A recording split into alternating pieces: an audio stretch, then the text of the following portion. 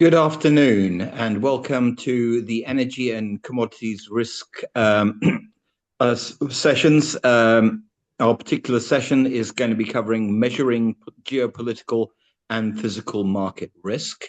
My name is Marc Ostwald. I'm the Chief Economist and Global Strategist at ADM Investor Services. And I'd like to also let the other panelists on introduce themselves. Starting with Akshay. Hi, my name is Akshay Singh. I deal with market risk at Goodmills LNG. I'll be representing my views here, not necessarily the company's, just a disclaimer. I've been in the industry for over 30 years, and what we are talking today is what affects us on a daily basis, and have seen it in many different forms. So let's continue. And Scott? Hi, I'm Scott Wellcome. I deal with the price risk at the Goodmills Group, who are a wheat processor. Looking forward to this discussion on a very interesting topic. Looking forward to it. And George? I am George. I'm the head of price risk and hedging for Island Oil. That's a physical supplier of marine fuel for whom I manage the price risk. And looking also forward to this conversation. Okay, as I said, this session is about measuring geopolitical and physical market risk. Obviously, we are all very much challenged at the current point in time by the Middle East conflict. It seems that troubles in whatever form, whether it's pandemic, whether it's the Russian invasion of Ukraine, the conflict in Gaza, now this conflict in Iran, is never far away from us. So we should, in theory, all be getting very used to dealing with this sort of turmoil.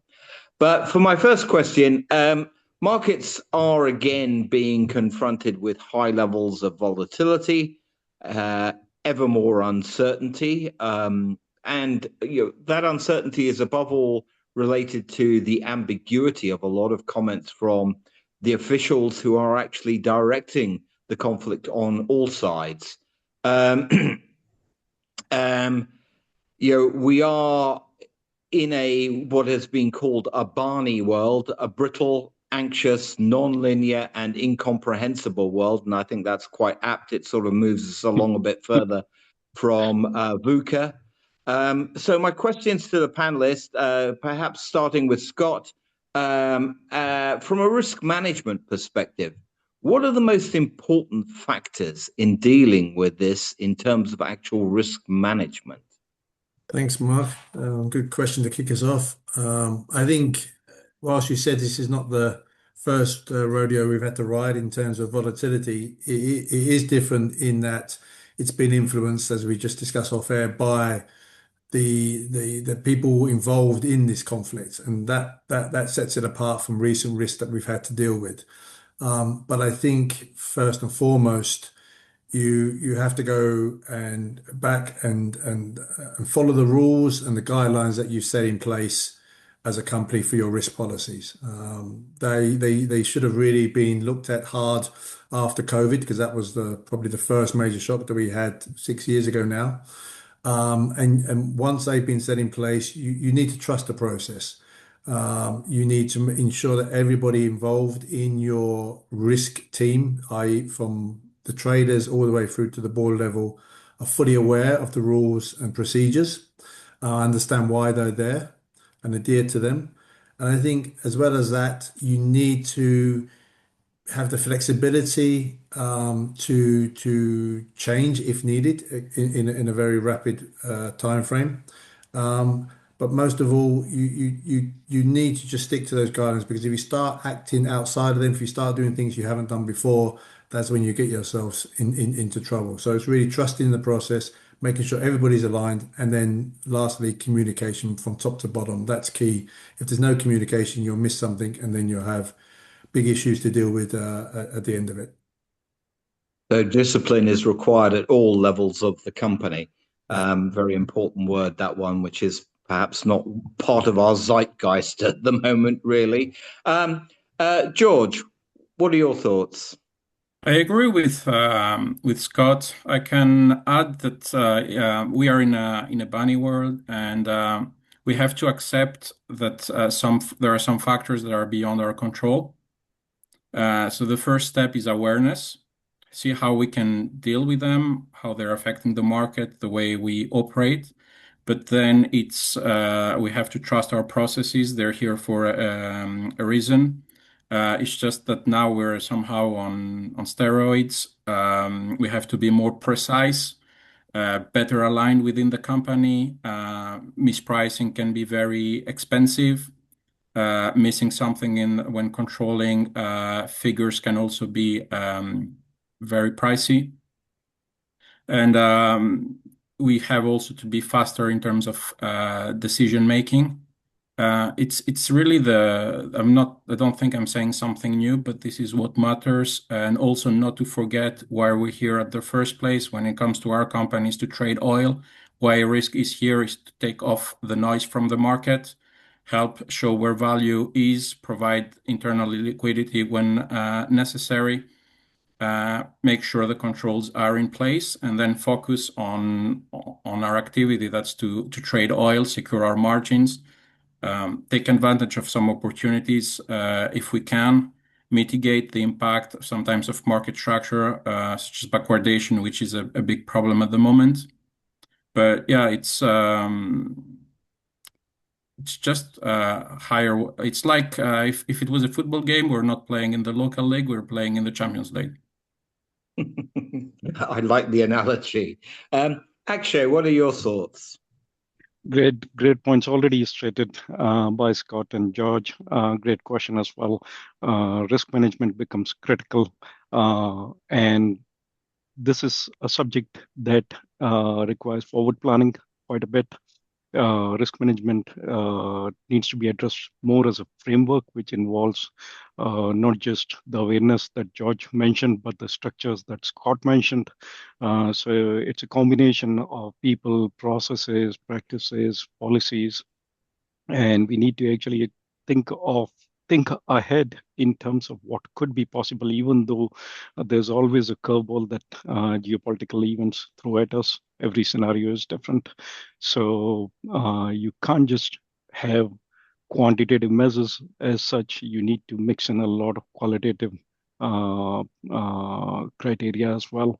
And when it comes to, we often talk about market volatilities as such and what impacts does it have. But one of the things that happens in these type of situations is that even correlations go for a toss, which are usually estimated from prior data. So now you need to actually think in terms of, even though I mentioned on qualitative measures, you need to think of things like how do you stress a correlation? How do you take the effect of where, because there are those forward indicators and lagged indicators. So what could be the degree of variation that we can see in those things when we are actually thinking about those scenario measures to deal with those things as well?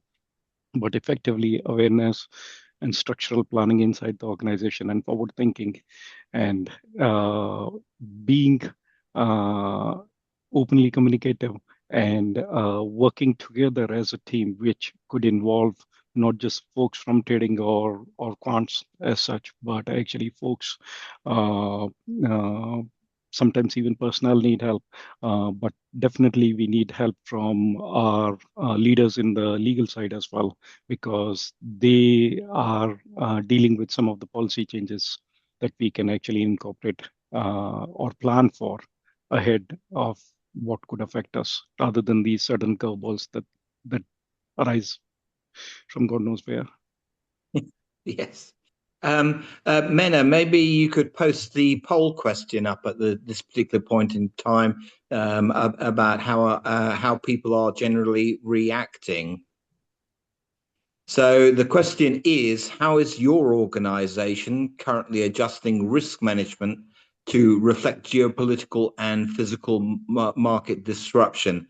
We've got the options of, we are still relying primarily on traditional market risk metrics such as VAR. We apply overlay scenario adjustments, but not systematically.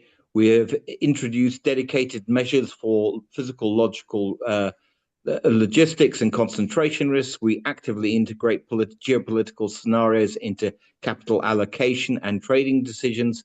We are still defining our approach. Please feel free to cast your votes now. So moving on to the second question. So we've been talking about discipline, about procedural adherence to policies, about the importance of internal communication.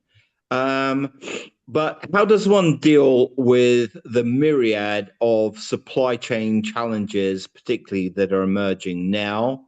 And above all, things related to long-term contract issues that may arise with both suppliers and indeed customers. Perhaps you'd like to kick us off with that, George.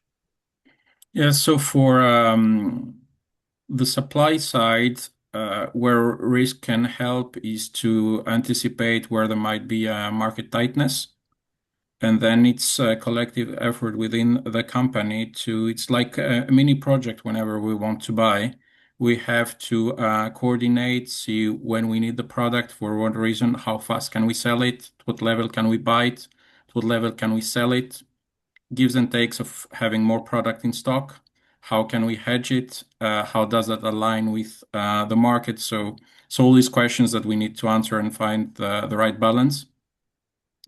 When it comes after, whether it's a supplier or a customer, what is important for me is his reputation and actually the quality of his services.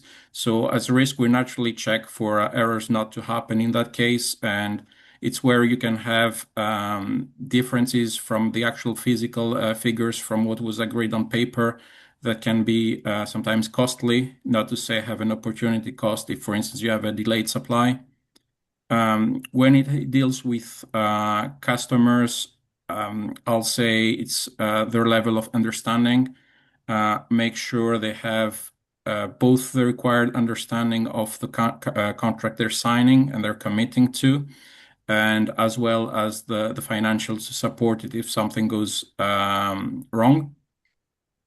Yeah, I mean, if I can give a quick example on that is if you fix what we call a fixed floor price, that's a fixed price over a delimited period of time with a start and end date. Unless specified otherwise, it's kind of a mutual understanding within the industry that the contract is rateable, that is, it's equally supplied in terms of volume through the period. And you very often have questions now with the extreme backwardation. Can I lift everything pretty much first day? Yeah. And if not, it's a drama. So.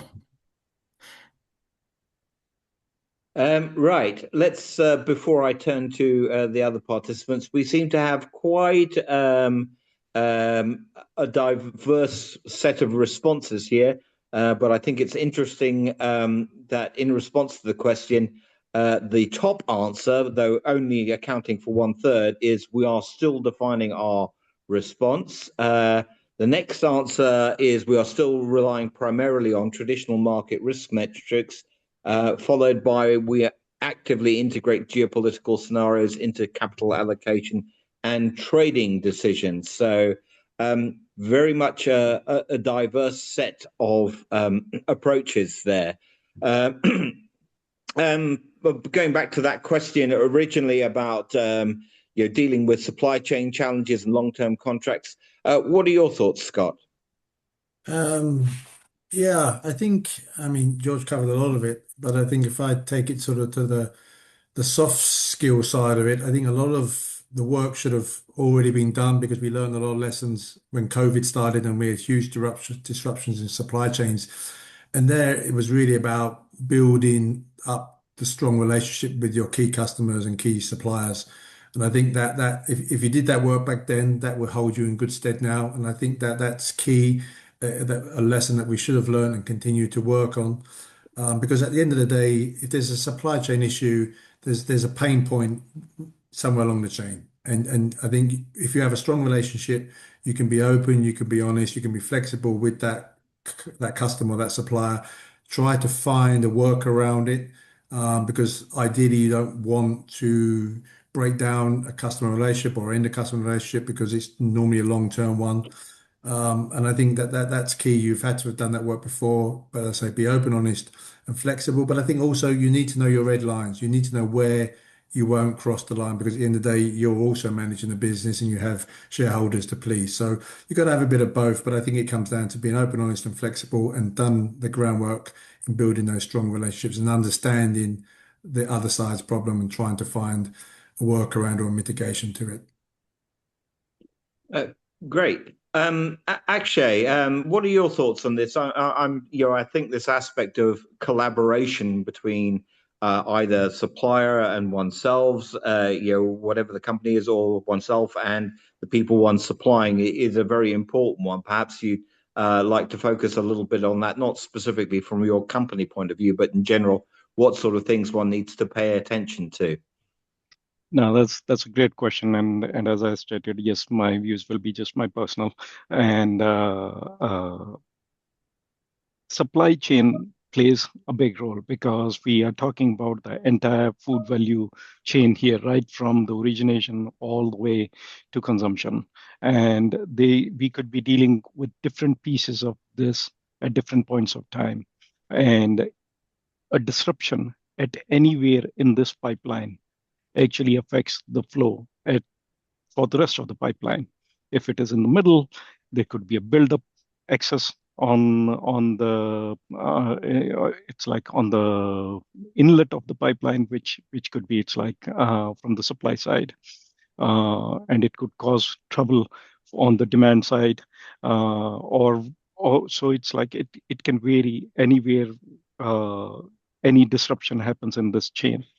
So what could we do, and how do we deal with these things as such? So in terms of what can be done, proactive planning helps a lot.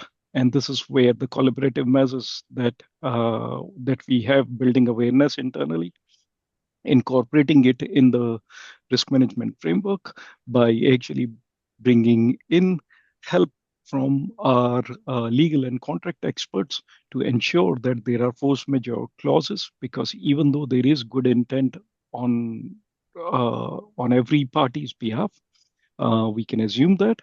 But when it comes to a tougher situation, you still have to cover what your needs are, and you have to take care of the customers who are at your outlet side of that pipeline.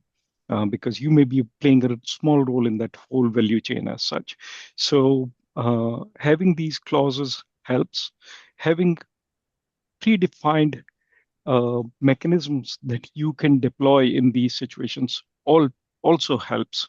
Having the ability to actually, in terms of forward planning, working with the parties where you are not just actually thinking about them from the perspective of just who is the best priced of all parties, because you could be dealing with complex situations here where the value chain is not necessarily a financial market, and you can swap one product for one party for the other but when we are talking about physical products, it can be really cumbersome to deal with at the last moment. So when you build these relationships, you enter into these agreements also, you do a thorough vetting as such. The principles that Porter's 5 forces model that has become a classic in terms of organizational strategy can still play a role in terms of guiding that behavior, where you invest in your selection of what parties you will be dealing with, not necessarily from the perspective of economic value itself, but in terms of what could affect them, because any effects on them could affect you. So when you go beyond, increase the circle of your analysis beyond yourself, aha moments come in, and you can actually think of various other mechanisms that you could deploy there besides the contractual clauses that I talked about. So there is a whole lot of analysis that can be put in. There is a whole bunch of different modeling techniques that can be used for different pieces of this game as well. There are different types of models that you can use for your demand side, and there could be a different type of model that you can use for your supply side. And overall, also, how do we deal with these things? It's not necessarily modeling, but what type of techniques, like Scott had mentioned, in terms of it's like those collaborative measures. If there is a situation that was not foreseen, how do you deal with that? And thinking of the entire value chain and what ways we can help each other out so that the entire pipeline continues to function is key, because ultimately we are serving the society. It's not necessarily we are here just to meet economic value conditions. Yes, very good points all round. We've a lot of the focus is on the the supply agreements that one has either with suppliers or with customers. I'm just perhaps we can come back to you, Scott. I'm thinking of this variable that everybody has in this situation, which may not be their primary business, but is nevertheless a core cost. How does one deal, in terms of both, both customers and suppliers, with energy prices? This volatility in energy prices is basically crushing for any business. It doesn't just matter if they're, if you're in commodities or energy, but just running any other business. How does one deal with that in terms of risk management planning? Yeah, it's a difficult one, and it's not just on the energy side. Obviously, they've got the fertilizer side as well, when we're dealing with crops. I mean, it's just a lot of scenario and what if planning, putting in sort of worst case scenarios that could happen in terms of price and how that would affect our margin, what it means in terms of additional working capital. Do we need to move things around internally if you've got a company that size? But I think at the end of the day, it needs a whole risk team that's in communication from top to bottom. So it's not just the risk department. You need to get the finance involved. You need to get your sales team involved. You need to get all the stakeholders involved and run through all the possible outcomes and what customers or suppliers will be affected, and your suggestions to how to manage or mitigate them, and then come up with a game plan that reduces the risk to your company as much as possible, keeps your customers and suppliers happy as much as possible, and delivers still the results that your shareholders want. Because at the end of the day, we mustn't forget that we are in a business that needs to generate profits. So I think it's a whole amalgamation of things. So we haven't mentioned anywhere in this panel AI. I think fortunately AI is to a certain point where we can use that to do a lot of the grunt work. But at the end of the day, the decision making is that team of risk experts, and that's why I think experience comes into it, because you may have seen certain things before and know how they played out. This is a little bit different, as you mentioned, with the non-linear, incomprehensible. But I think as a whole, you take everything, all the risk scenario factors, you put in the what ifs, discuss it with your team, and say, right, this is the way we're going to move. This is the least disruptive to our business, and our brand and our name, and then move forward with it. And I think also once you've made the decision, unless something drastic comes along, you stick with it. If you keep flipping and flopping, then you're going to be in serious problem as well. Yes, and likely to also lose something in terms of communication with your customers. Above all suppliers, it doesn't really matter who. It just has a negative impact all round, because trust is probably the most important part of all of this, and trust and a degree of consistency within certain guardrails. Obviously, we can't be always that consistent.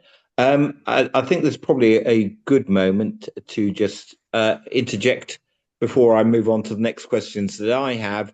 with a question which asks, to what extent are risk functions generally influencing capital allocation today versus validating decisions already made by trading? What governance changes are needed to shift that balance? Would you like to kick off with that one, George? Yeah, so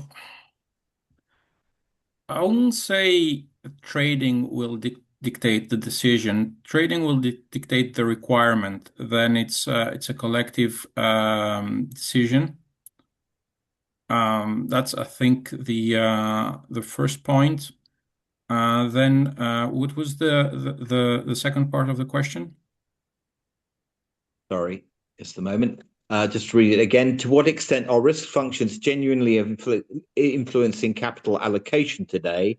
And what governance changes are needed to shift that balance? Yeah. So capital allocation, not that much. I'll say help in cash flow predictions with VAR analysis or scenario analysis.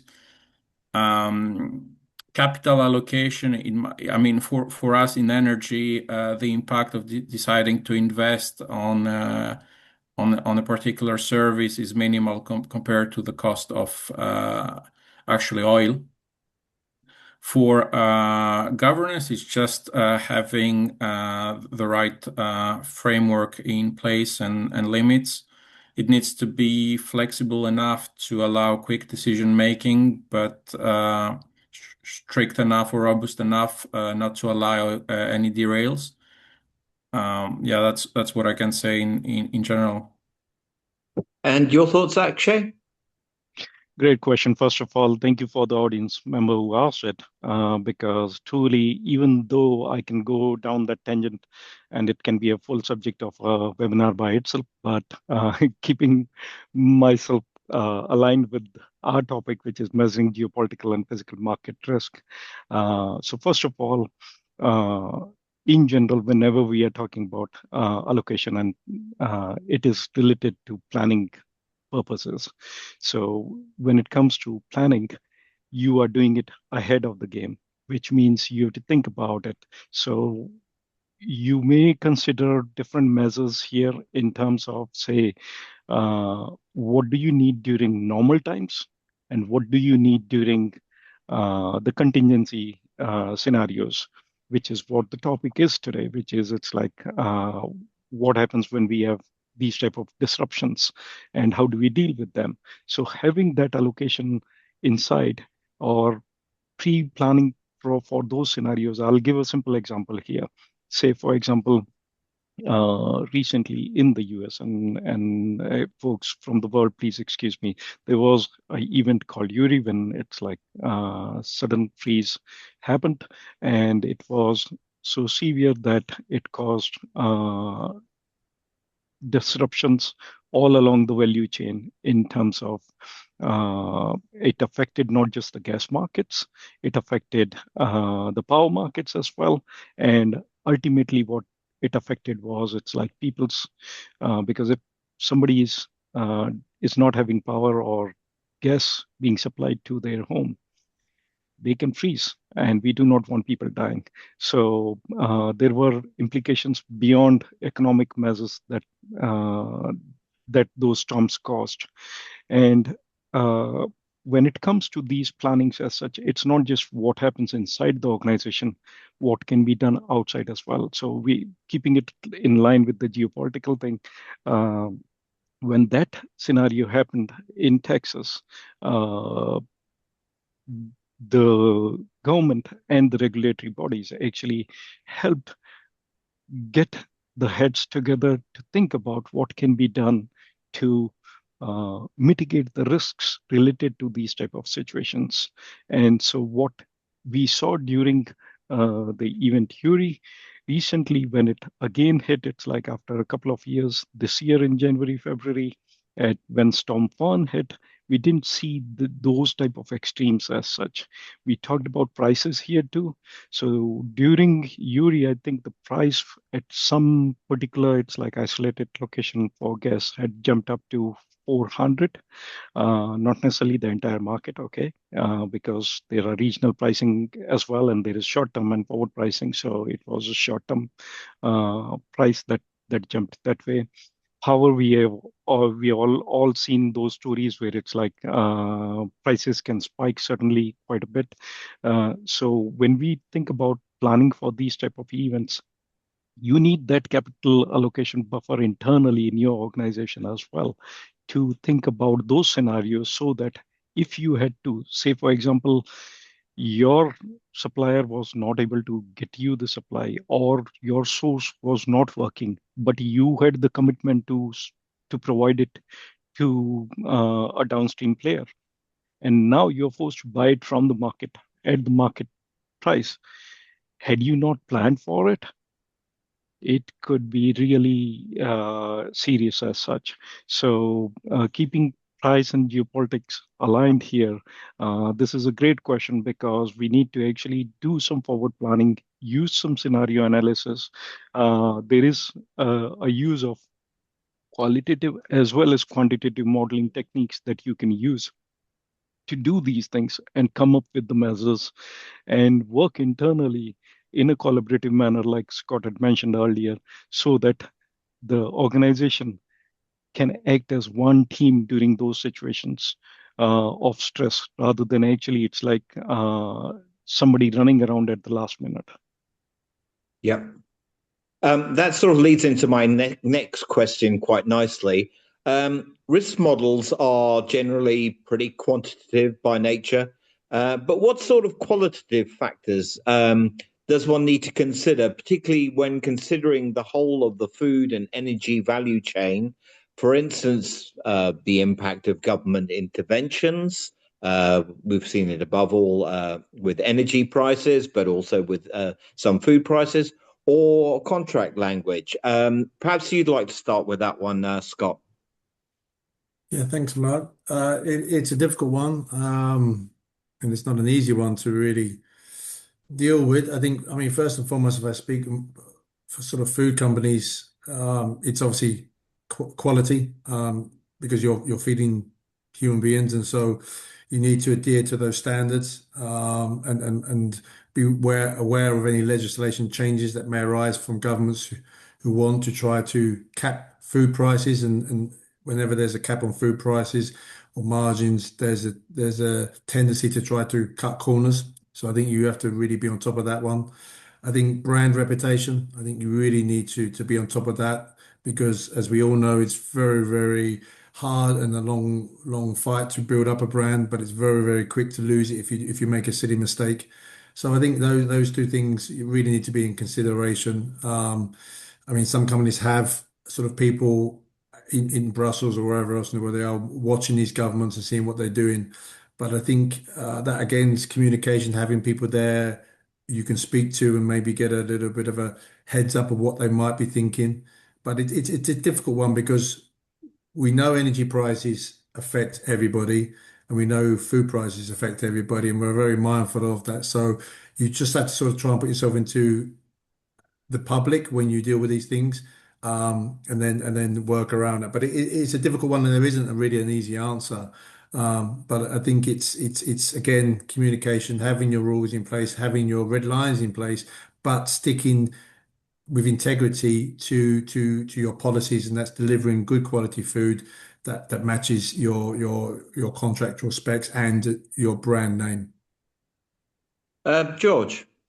Yeah, different, I'll say, angle, much more from an oil point of view, where there is less focus on quality. There are standards to meet, but as long as they're met, sometimes it's enough. What we always say about the market is that the price is a balance between supply and demand that's constantly factoring in all future expectations, which can help explain also why it can be volatile at times. And among these factors that can affect supply and demand, you have the whole energy value chain, and you have government intervention. If we look at what happened now at the Strait of Hormuz, we lost a part of the supply that was going through the strait that led to higher flood prices. Then we had some forms of government intervention. We had the SPR releases. We had then also removal of some sanctions for some crude that was stranded on sea. We have some policies in some countries aiming at reducing slightly demand. We have other countries that might be removing taxes or giving some subsidies. So all these are factors to consider. Then if we look a bit at a deeper scale, what's happening is we had 80 or 90% of the flow that was going to Asia. It was the part that was most affected. Then there were some grades such as jet fuel that were particularly strained. So these can help identify areas where you will have more risk. If you have you're hedging the way you're hedging, as it was said before, you have to check if your correlations are valid or if there are deviations, how big they can be. Speaking about also what to expect in guidance, also of what happened in the past, something a bit particular to us as we're mainly supplying in Europe. We know that Europe at times exports very low sulfur fuel oil to Asia. Now it's more difficult because of the freight prices that have skyrocketed. So it makes that Europe is kind of well supplied in that grade. But for gas oil, that's a net important. It's a different story. So it's normal to see much more volatility there. And it's something we are expecting, and we had got also a taste of it during the 12-day war last year, although the conditions were not the same. But it's an example of, I think, overall how we have both the value chain that can impact and the also then policies. Speaking of policies, I didn't touch it upon in the previous question, but where it can have a big impact actually on capital allocation is for future investments with the energy transition. There, if you have company policies, governmental policies that change pretty much the type of fuel that's being supplied, then you have to make scenario planning and assess internally what you're going to be supplying in the future and plan accordingly. Good. Akshay, your thoughts on this? Now, this is a great question actually, because when we think about how do we mitigate the risks related to these type of geopolitical disruptive events, qualitative measures become perhaps more important than quantitative measures alone, because quantitative measures are based on data that is known, and because every such event is different, you may not necessarily have a parallel of such scenario from the past that you can directly apply as a playbook here. But what we can do is think qualitatively and learn from our experiences and see by having that open communication that Scott had mentioned and the ideas that George mentioned put together in terms of it's like brainstorming sessions internally in the organization in terms of actually it's like how do we deal with such situations in advance. Some places do what is known as a business continuity planning. Don't just keep it isolated to keeping the lights on in the office as such.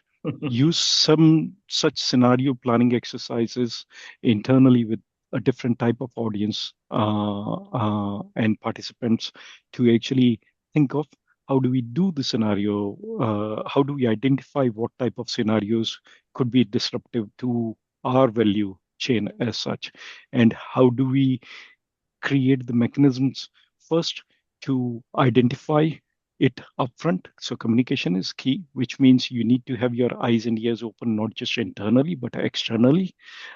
Say, for example, the article that I mentioned in the chat on the side from the World Economic Forum. It's a great article. It tells you that it's like with reference to the different events that are going on in the Middle East currently, the entire food value chain has been affected, which means it's like there's fertilizer supply for a significant share of the world needs is being disrupted because of what's going on there. There is, and I would skip all the middle part of it, the petrochemicals industry part of it, which is a whole bunch of different products here, and come all the way to the futuristic side, which is the EV, electric vehicle side. There, the batteries, the electrodes that are needed for those batteries, that is also a byproduct of some of the petroleum processing. So if there is a disruption anywhere in this process, it could have an impact across this value chain, even at areas which may not be directly, you may have thought about it, like suddenly. So even though you may be a small company dealing with products in one specific country and your suppliers are based out of that country, they may be affected by a supplier themselves who's based elsewhere. So we are living in a connected world, and how do we connect these dots together is not necessarily easily quantifiable, because even if we use AI and we think that AI can solve some of these problems, perhaps we are forgetting that it's like AI has its own limitations as well. Machine learning can't just think on random by itself. You need to be just like when the first knife was discovered, or whoever used it, or it evolved.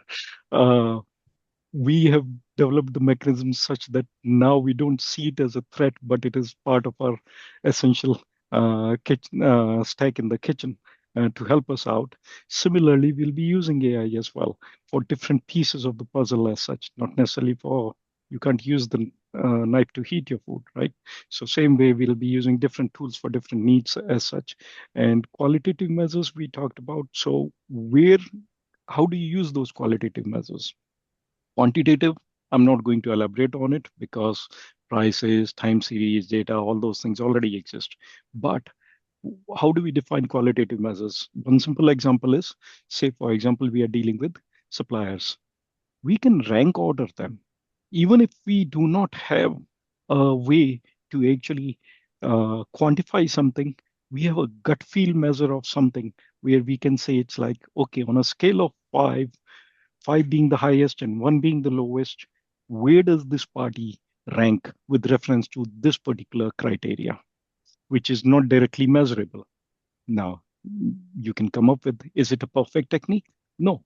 But is it better than trying to solve it? It's like after the impact has happened? Perhaps yes. So there are pros and cons to each of these approaches. Obviously, quantitative measures are the best ones if you have the data, but when you don't have the data, and but you have the experience, you have the knowledge, then you can collaboratively work together inside the organization, and not just inside the organization. You can actually reach out across organizations. Today's forum is a very good example of that, where some of those measures and techniques that we are talking about are actually qualitative in nature, and you can use it to come up with your own skills for some things. You can talk to some PhDs in terms of, it's like, how do you go for scale validations and all those things, but that's not where my intent here. My point is, you can come up with qualitative measures which are not necessarily directly visible. Just like there are known variables and there are latent variables. Latent variables are more qualitative in nature. They can be quantitative too. But there are different techniques that we can use and deploy and use in our internally inside our organizations.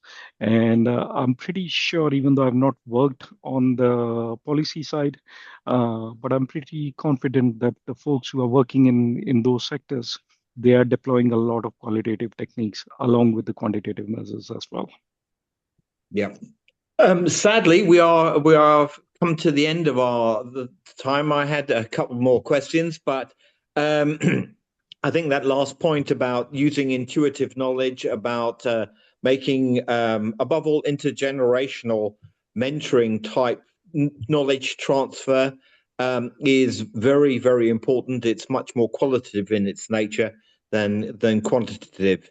And the fact that AI is basically a useful tool, but it doesn't stop the need for human decision and human evaluation of its output is also a very important one. So with that, a big thank you to Scott, to George, to Akshay, and we close this session.